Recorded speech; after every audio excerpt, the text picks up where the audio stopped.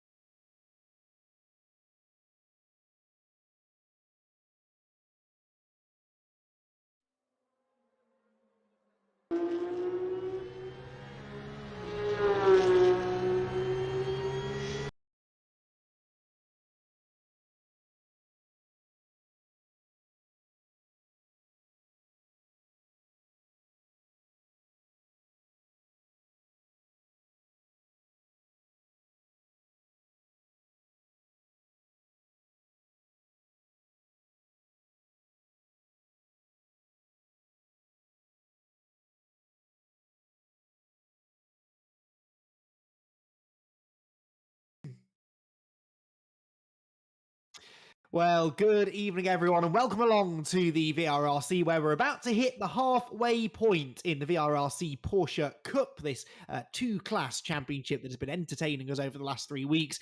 This evening makes its first visit abroad, first of two visits abroad for this season, as we hit the halfway mark. The racing so far has been fantastic. The championship is finally poised, and I, Andy McEwen, am delighted to say that my partner in crime is back after his extended vacation to the land down under. I'm very, very happy to welcome Jack Oliphant back into the commentary box. Jack, welcome back. We've missed you.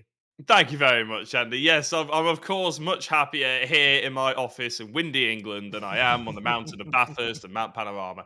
It's delightful, but I am excited, to be fair. Apparently, I'll be honest, I didn't get up early and watch the streams, but apparently, I know, it's a bit disappointing, isn't it? But apparently, it's been really exciting. So the fact that we got two different classes all going on at the same time, loads of drivers have been invited into it as well, and it looks like a great championship with both the GT4 and the GT3 variants of the Porsches. There's loads of great tracks as well. I've come back, as you said, on the first of our overseas trips to Vallelunga this evening. I'm glad I missed last week, obviously, and all know my hatred of that track. But I am sad I missed Brands Hatch and Donington. But it looks like we're going to be embarking onto a fantastic second half of the championship next week with Alton Park, both of our favourites, isn't it, Andy? Yeah. Snetterton. I can't actually see that. Is that Owen Park? No, it can't be. Oh, it's Beauregard and Silverstone. So, yeah, an awesome calendar. Can't wait. Yeah, indeed. So, for those who perhaps are watching their first round of the championship, Jack be making notes. It's two races as usual, but 25 minutes the duration of the races, a bit longer than we're used to here at the VRRC. These are the prizes up for grabs, and as always, the VRRC, we don't do things by halves. You've got some very, very expensive, very valuable sim kit available within the GT3 class. It is VRRC branded clothing that will go to the top 5 drivers within the GT4 category, plus the Power Max valeting kits, and of course the driver of the round, which goes to one driver within each of the two classes at the end of each night, and that is chosen by us, the broadcasting team, but we're quite happy to take suggestions from you lot watching at home. Now, a week ago, we were at favourite racetrack, Croft, up in North Yorkshire, and it was a good night in the end for Kyle Felvers. The championship leader claimed his second victory of the season to go along with one that he had in the reversed grid race back at the season opener at Brands Hatch. And a podium in race one meant that Kyle was the highest scorer of the evening, closely followed though by Elliot Dalton-Ayres. Elliot is still yet to win a race this season, but he's had 2 second place finishes, the second of those coming last week, and a fourth in race 2 made for a solid evening, whilst Jay Warren also had a bit of a return to form and was able to finally get his first victory in his debut season. Remember, qualified on pole for the season opener at Brands Hatch, but it took him until race 1 at Croft to get the first victory. That's the GT3 category. Within GT4, though, well, it was the continuation, really, of the dominance of Ben Smith. Ben Smith didn't do the first round at Brands Hatch. He joined us for round 2 at Donington, where he won both races at a canter. We then threw a load of weight at him, and he still managed to win both races last time out at Croft, beating Paul Laramie, who had a second and a third, his worst finish of the season so far, while Sam Milner was on the podium in race number 2 within the class and was therefore the third highest point scorer for the week in round number 3. So what does that mean for the championship? Well, it means that Kyle Felvis extends now his championship margin. There you can see 98 points for Kyle Felvis. Theo Mercouris is second. Mercouris was on the podium in one of the races, but also picked up a penalty. He's not racing tonight, sadly, because he's revising for an exam, we believe. So hopefully we'll have him back next week. Eric Axelson, meanwhile, had a nightmare pair of races, really had strong pace, but kept getting caught up in various incidents. So he sits third in the championship now, ahead of Elliot Dalton-Ayres and Jay Warren, with Nicky Taylor, Andy Dorman, Andy Carroll, Josh Martin, and Joel Lask completing the top 10 in the GT3 class. And GT4, while Ben Smith is officially now on top by 13 points, but the pressure on a little bit for Ben because he's already used up his dropped week, really, by missing those first 2 races of the season back at Brands Hatch. Paul Laramie, who won those first 2 races, hasn't been on the top step of the podium since, but still sits second in the points, ahead of Chris Blakey, Sam Milner, John Jones, Kenny Press, Mark Stokes, and Darren Butler. So there you are, Jack. I think you're more or less caught up on what's been going on. As you can tell, it's been a busy old season. Yeah, I was going to say, there's a lot to take in, isn't there? Hopefully, ladies and gentlemen at home, they can actually be taking that in and remember everything that's going on. But I'll do my best to catch up. We were, of course, off to Vallelunga just before the halfway mark of the season. And apparently, I've never been there myself, Andy, but it sounds like a very popular location. It's in the northern hills of Rome and is surrounded by vineyards and such, in my little excursion of research I've just done while you were talking about the championship. I'll be honest, I didn't know that off the top of my head, but a pretty awesome track by the looks of it. And I think we have been here a couple of times before. I just can't remember it off the top of my head. But yeah, I think it's a driver's favourite. We've heard no complaints about it anyway. And if you don't hear any complaints, that means people tend to be fairly happy with it, which is quite nice. If you want to have a bit of a quick trip around the circuit, well, we've lined up a nice hot lap for you. And Andy is going to talk you through it.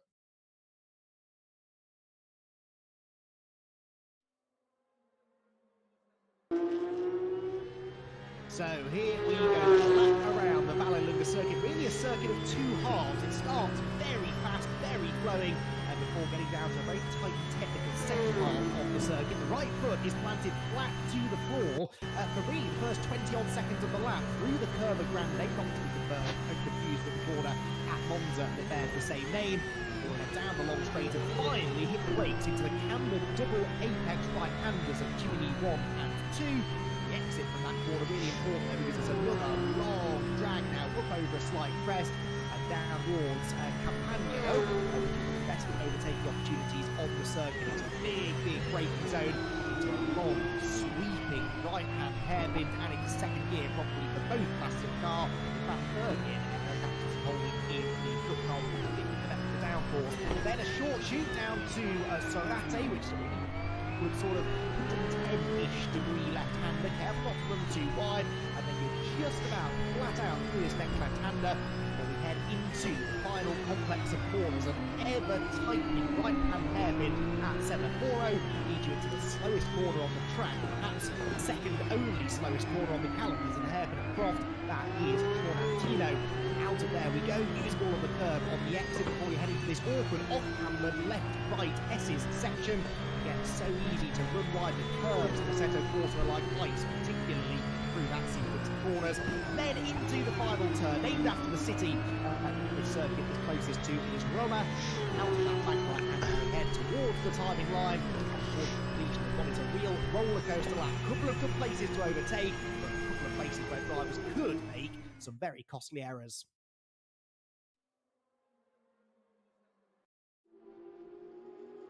So that is the Vallelunga circuit. It is a real thrill ride, certainly a challenging circuit. Jack, is this somewhere that I know you've not been there person, but is this a track that you've put any laps in on the sim? It's one of the staple tracks, really, on Assetto Corsa. No, it's not somewhere I've actually experienced it virtually or in real life, like I mentioned earlier. So it looks a little bit of a tricky one, to be honest. Probably slightly out of my skill set. The drivers on the VRRC grid seem to have gotten to grips with it pretty well, though. However, with the likes, a whole host of actually drivers that I obviously haven't really come across before, but you guys have been covering over the last 3 or 4 weeks. I'm excited to see how they get on. Jay Warren, sorry, is currently top the times, and I've been told reliably that he is an extremely quick driver, so expect him to be fighting right up there. And at the moment, he's just ahead of Nicky Taylor, Kyle Felvers, Andy Dorman, sorry, in third place as well. So really mixing it. Looking forward to how they crack on. But yeah, it looks a bit tricky. 1 minute 34 lap though, so not the longest, not the shortest either. So it's I'm sure it'll be a bit of a test for both classes. Yeah, certainly is. And Jay Warren, we expect to be pretty quick tonight, really. 25 kilos on board this car, so I think he's a bit lighter now than he was for the last week or so. Really came out of the blocks very quickly at the season opener at Brands Hatch. And Jay is actually the son of Mark Warren, who is a real-world Porsche and former Ginetta GT Academy racer for a couple of seasons. So racing in the blood for young Jay. Indeed, yes, was a champion in the Ginetta GT Academy, something I really should have remembered because I was commentating on it at the time. Anyway, we'll move on. Carl Felvers heads into the pit lane. Championship leader, Jack. Only 4th fastest so far. Yeah, maybe slightly disappointed. How far off is he? He's only about, well, less than a tenth of a second away from Andy Dorman. There's about 4 tenths separating the top 4 at the moment. Maybe Carl just hasn't quite got to grips with it. It's a very different looking car that he's sporting there with the orange and green as we shoot back towards the GT4 class as well. This is Ben Smith, I believe, currently on pole position for the GT4s, just ahead of Paul Laramie and Chris Blakey. The difference in the top 3 or 4 of the GT4s is quite a lot bigger than the GT3s, though, isn't it, Andy? It's potentially, from looking at the graphics on the championship graphics anyway, it's a bit of a more stretched out field, shall we say, in the GT4. Yeah, really a bit of a 2-horse race already, isn't it, between Laramie and Smith. Laramie has not been as quick as Ben Smith over the 2 weeks in which Ben has been racing with us, but Ben is now 20 kilos heavier than Paul because, well, he's had a 100% winning rate. He's only raced in 4 races with us here at the VRR Ben Smith, and he's won all of them, so he's picked up the highest possible driver ranking level. And he's now picked up 25 kilos of championship success ballast as well. So he's on 50 kilos of success ballast. Paul Laramie only the 30. And so that might just allow Paul to get a bit closer. And indeed, he is faster at the moment within this session. So Paul Laramie perhaps now about to start taking the fight back to Ben Smith, who cannot afford a bad pair of races because he's used that drop score already with obviously the non-start essentially at Brands Hatch. But we don't anticipate that Ben's going to miss any further rounds. So Laramie is going to have to well and truly take the fight to him. Laramie then accelerates towards the end of another lap, whilst Nicky Taylor makes his way towards that very same section of circuit as well. He's about halfway round the lap that he's on, and he's gone personal best, Jack, in Sector 1. So Nicky Taylor, who's had a bit of an up and down season, had his worst night of the season so far a week ago at Krov, and looks to have found some form again here at Vallelunga. Yeah, well, we can never keep Nicky Taylor down for long, can you? He's always entertaining. He's always a story ready to happen. And with any luck, he can obviously take the fight to Jay Warren. He currently is the leading driver to do such a thing. Second place is Sector 2, is nothing really to write home about. It is slightly quicker than Andy Dorman's Sector 2, and it's slightly quicker than Carl Felvers currently. So you never know. He could end up with still a pretty decent lap here as he rounds out the final couple of corners, I think. Going on to the main straight, what can he pull out of Sector 3? It's not a faster time. He is only 0.183 seconds away from Jay Warren, but that's quite an extensive gap when you consider when you look backwards, actually. And if you look at Carl Felvers to Elliot Dalton-Ayres, it's less than a tenth. You look at Dalton-Ayres to Lask, less than a tenth. And Lask to Ethan Hill is just a tenth. So it's a very, very close field. Apart from that gap between first, second and third, the GT3 spread themselves out. Yeah, they are really, aren't they? I mean, so far this season, a nearly 0.2 of a second pole margin is unheard of. That would be a dominant pole position effort if it stays the same. But we've got time left in the session as Elliot Dalton-Ayres hammers the curb there, making his way through the S's. and up towards the Roma corner. I think he's decided to bail on that lap, takes that really wide line in to try and cut back to the late apex and carry some good speed to the end, to the beginning of the next lap. Craig Curtis, though, is, by the look of it, still pushing on, and as he makes his way now towards the end of the lap, he is about to try and improve upon 8th position. Let's see whether or not he's able to do that. Crosses the line and yes, jumps up into 7th place. So personal best lap time there for Craig Curtis. It is still Jay Warren fastest, still Nicky Taylor second, and Andy Dorman in 3rd position. Now, Andy Dorman has finished 5th so far this season, Jack, in 4 of the 6 races. So he already looks like he's perhaps on course to do a little bit better than that. Dorman chasing his first podium, but has been regularly amongst the front runners. So good to see Andy. We've seen him have the odd strong night in the past, haven't we? But hopefully tonight he's going to be able to continue what's been a very consistent run so far. He normally throws a decent race in here, there, and everywhere in every championship, doesn't he? Without being really as consistent at the top end as he would like to be. At the moment, though, he's in the pits, which is a bit of a shame for him because he's not going to he's definitely not going to improve on 3rd place. The likelihood is, though, he's got Kyle Felvers and Elliot Daltonez breathing down his neck, and Kyle Felvers has just gone green through sector 1. This is Jay Warren, the current pole position sitter, not improving on the previous lap as he goes through sector 1. We'll see if he gets any better this time round, but to be honest, he doesn't really need it. He's got a nice margin, even though Nicky Taylor, pretty much every single lap, Andy, has gone green in sector 1. He is improving slightly, but Jay Warren hasn't gone green sector 1, but it is still faster than Nicky Taylor's sector 1. So I don't think Jay is really under much threat here, whereas Kyle Felvers, 0.2 of a second through sector 1 off likes of Nicky Taylor and Jay Warren, but he's just put in a purple sector 3, not good enough to lift him above Andy Dorman. And no, it was an improvement in time, but not position. He's now going to try and put one more really quick lap. And in fact, he's probably just about got time for 2 laps here, but he is going to come up against one of the GT4 cars, which thankfully gets well out of the way as they head into the double apex right-handers at the end of the back straight. And so Kyle Felvers then pushing hard, trying to improve. Jay Warren, by the way, has just gone purple in sector 2 as well. So a couple of good sector times coming in. Here is Jay Warren then coming to the end of the lap. The second sector wasn't an improvement, but the first sector very much was. Is he about to move the goalposts then and set a new fastest lap of the session? Across the line he goes, and yes, he does. A 1:34.241. He's now got 0.3 of a second in hand over the rest of the field, Jack. He'll be very, very satisfied with that. Just over 1/10 he extended the margin. So really strong from Jay Warren. I'm not entirely sure how much weight has he got on board this evening. He's got 25 kilos when he's fighting the likes of Kyle Felvers, who's got 45 kilos on board. You can probably understand why Jay's a little bit quicker, but he's got the same weight as Nicky Taylor. So those two really on very equal footing.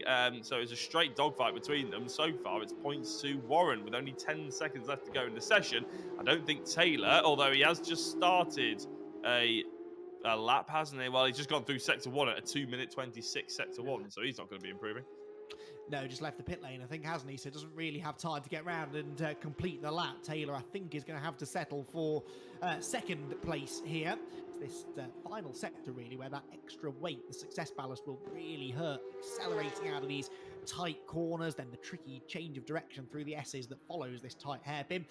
But Jay Warren not having to lug too much of that extra weight around, and I think that's really benefiting him as he works his way towards the end of the lap. In the GT4s, by the way, Ben Smith has got himself back ahead of Paul Larrabee. So Ben Smith on course for pole position. In that class, he heads for the pit lane now, content that he has done all he needs to. Paul Laramie is also in the pit lane, and so there'll be no further changes within the GT4 category. So it looks as though it's a 3rd consecutive pole position of the season for Ben Smith, whilst Jay Warren is going to claim pole position for, I think, the 2nd time this season within the Cup class. Nobody else really looking like improving, or are they? Elliot Daltonez, he's seen the checkered flag already, though. He has improved in Sector 1, but it's not going to, unfortunately, he's not going to be doing this lap time within the allocated 15 seconds of the session, whilst Josh Martin is doing Josh Martin things on the way into the pit lane. That is not the ideal way for him to conclude his session. So qualifying done with then here at Vallelunga. We'll be chatting to both of our pole position drivers on the other side of this quick break.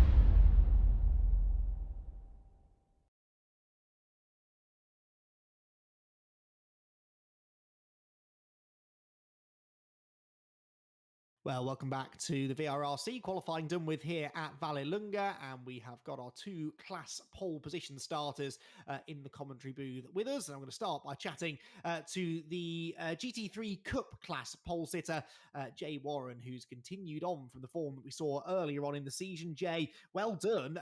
By this season's standards, that's a pretty dominant performance, actually. 0.3 of a second up the road. Was that about as fast as you could go, do you think? Yeah, definitely. It was I think practice has gone very well this better than usual. So I had fairly decent expectations going into the qualifying and yeah, I'm just happy to do the lap when it matters. So yeah, really happy. That's interesting then. So you say that practice has gone better than usual. In what way? Is this just a track that you've really clicked with? And if so, why do you think that is? Yeah, I mean I haven't done much around this track before this race. And maybe it was just sort of coming in with an open mind. I sort of didn't think, oh, this is how you have to do this corner, or and it was just, yeah, it just went really well. Yeah, and hopefully the race will too. It would be handy for you, I think, to get a couple of race wins tonight. Obviously, got your first one last time out at Croft, but you've got a few points to try and gain over Kyle. Do you think tonight's the night in which you'll be able to do that? I think we need to take it, get through the first lap, and then if I can hold on to the lead, then yeah, I think hopefully I'm able to just run my own race. But I think the reverse grid race, Kyle and Theo are always very good at getting through the pack, and hopefully I can, yeah, do the same again, do the same as them today. Good stuff. Well, we wish you the very best of luck with that and with the first race. But for now, Jay, congrats on the pole position. And hopefully we'll be chatting to you again in half an hour or so. Thank you. So Jay Warren then gets the pole position within the Cup category. Jack, meanwhile, is able to catch up with the man who simply can't be stopped at the moment within the Cayman class.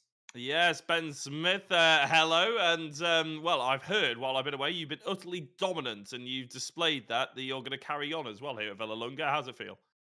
Very nice, very nice. That was tricky though. Paul's definitely hot on it this time, I must say, compared to maybe the last couple. So that was the best I could have gone by an absolute mile there. I was going to say, what's the track like, really? Have you driven Vallelunga much before? We've obviously at VRRC, we've done the English tracks, the British tracks, plenty of times. But our first overseas excursion, how are you finding it? Yeah, I quite like the track actually. I've never driven it before prior to well this week, but yeah, I'm really enjoying it. It's got a nice little flow to it, fast corners, slow corners, just feels really nice. And the championship, then you've jumped up to the top position, having obviously dropped that first round. Is it sort of on your mind that you've got to be pretty much perfect now to be beating Paul without those any extra drops? Yeah, I mean it is, but at the end of the day, I just joined out to have a bit of fun, and that's definitely happening so far. So I'm happy either way. Well, that's decent. Well, you're getting your hands on some VRRC merch as it stands currently. So a bit of fun and a bit of winning is always nice, isn't it? Good luck, Ben, for the race, and potentially we'll be speaking to you after. Thank you very much. Hopefully see you in a bit.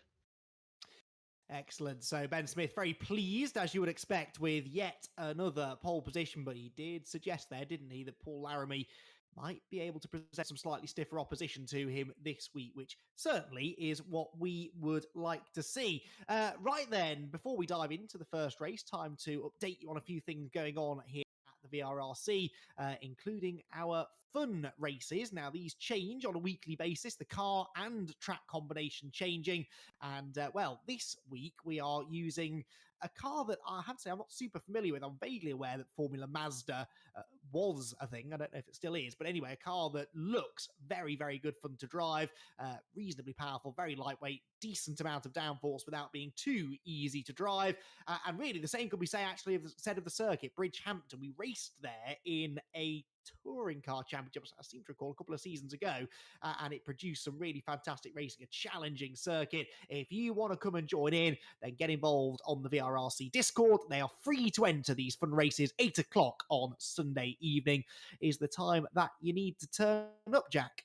It is indeed, yeah. The I believe the Formula Mazda, yeah, not a car I'm familiar with either, but apparently it is a lot of fun. I've heard people talk about it on iRacing before, but I haven't seen it on the Assetto Corsa much.